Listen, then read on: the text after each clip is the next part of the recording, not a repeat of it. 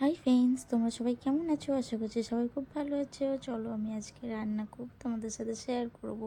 আমি এখানে ডাল সিদ্ধ বসিয়ে দিয়েছি আর ভাতের সাথে ডিম সিদ্ধ করে দিয়েছি। ডিমের তরকারি করব, কিন্তু তার আগে ওই ঘরে চাদরটা চেঞ্জ করে দিই। দুদিন ধরে চাদরটা চেঞ্জ করার কথা ছিল, চেঞ্জ করা হয়নি, সেই জন্য এখন চাদরটা চেঞ্জ করে দিলাম। দেখো কি সুন্দর লাগছে না? এই ঘরেরও চাদরটা ঠিক করে দিলাম। আর এদিকে ভাতও হয়ে গেছে। ডিম সিদ্ধটা নামিয়ে নিই এক এক করে। ভাতের মধ্যে যেহেতু ডিমটা দিয়ে দিয়েছিলাম, সেই জন্য এটা আম দিয়ে ডাল হবে, সেই জন্য আমগুলোকে ডালের মধ্যে দিয়ে দিলাম। আর ডালটা যখন হচ্ছিল তখন দিইনি কেন, নয়তো ডালটা না সিদ্ধ হতো না, সেই জন্য একটু সিদ্ধ হয়ে যাওয়ার পর আমটা দিলাম, যাতে আমটাও সিদ্ধ হয়ে যায়। আর আমের মধ্যে হলুদ দিয়ে দিলাম। আর এদিকে ভাত হয়ে গেছে, ভাতের ফ্যানটাকে ঝরিয়ে নিই। আম দিয়ে ডাল তোমরা কে কে খেতে ভালোবাসো আমাকে প্লিজ কমেন্ট করে জানিও। আর এখানে আমি ডালটাকে সাঁতলাবো, সেই জন্য লঙ্কা, জিরে আর তেজপাতাটা ফোড়ন দিয়ে দিলাম।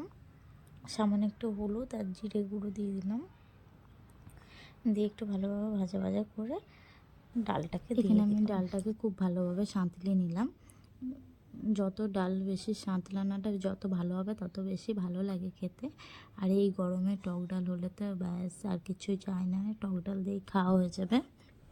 আর এখানে আমি ডিমের তরকারি করব বলে আলু, ডিম, পেঁয়াজ সব কিছু কাটাকুটি করে নিয়েছি। তার মধ্যে গিয়ে আমার ডাল হয়ে গেছে, আমি ডালটাকে ঢেলে নিলাম। দেখতেই পাচ্ছ কি সুন্দর এসেছে লুকটা। তারপরে কি আমি এখানে জিরে, কাঁচা লঙ্কা, শুকনো লঙ্কা তেলের মধ্যে ফোড়ন দিয়ে দিলাম। ডিমের তরকারি করব, আর পেঁয়াজটা একটু বেশি করে দিয়েছিলাম যাতে গ্রেভিটা বেশি হয়। তারপর একটু আদা রসুন দিয়ে দিলাম। আদা রসুন দিয়ে একটু ভাজা ভাজা করে তার উপরে হলুদ গুঁড়ো, লঙ্কা গুঁড়ো, জিরে গুঁড়ো সমস্ত কিছু মশলা দিয়ে ভালোভাবে নেড়ে নিলাম। আর এখানে কি বলো তো, কড়াতে লেগে যাচ্ছিলো বলে আমি একটু ভাজা ভাজা করে আমি হালকা জল দিয়ে দিয়েছিলাম। জল দিয়ে দিলে গ্রেভিটা আরও ভালো হয়, তলায় পুড়ে যাবে না আর তলা থেকে ছিঁড়ে যাবে। সেই জন্য হালকা জল দিয়ে তারপরে একটু গরম মশলা দিয়ে মশলাটাকে বেশ ভালোভাবে ভাজা ভাজা ভাজা ভাজা করে মশলা থেকে যখন পুরোপুরি তেলটা ছেড়ে যাবে, তোমরা দেখতেই পাচ্ছ কি সুন্দর লাগছে মশলাটাকে। যেমনি দেখতেও সুন্দর হয়েছে, সেমনি সত্যি বলতে খেতেও দুর্দান্ত হয়েছিল। তার উপর থেকে আমি একটু আলু দিয়ে দিলাম।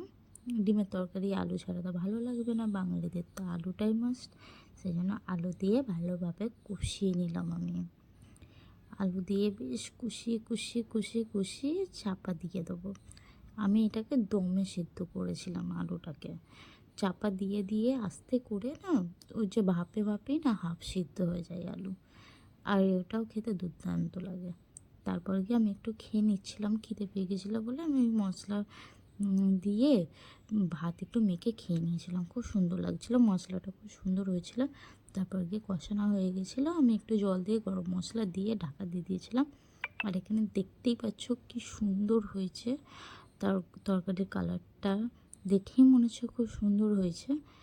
দুর্দান্ত লেগেছিলো খেতে। আর টক ডালটা তো আরও সুন্দর লেগেছিলো খেতে। দেখো আমি এখানে রান্নাঘরে সব পরিষ্কার করে নিয়েছি। তার আগে তোমাদের দেখিয়ে দিই আর একবার মেনুটা।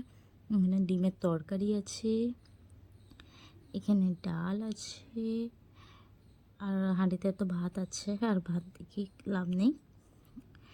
আর যাই হোক, এবার আমি চান করতে যাই, কেন কি অনেক বেলা হয়ে গেছে রান্না করতে করতে। তোমাদের ওখানে কেমন গরম পড়েছে আমাকে জানিও। আমি আজকে শ্যাম্পু করেছি, শ্যাম্পু করে এসে মাথাটা ভালোভাবে মুছে নিলাম।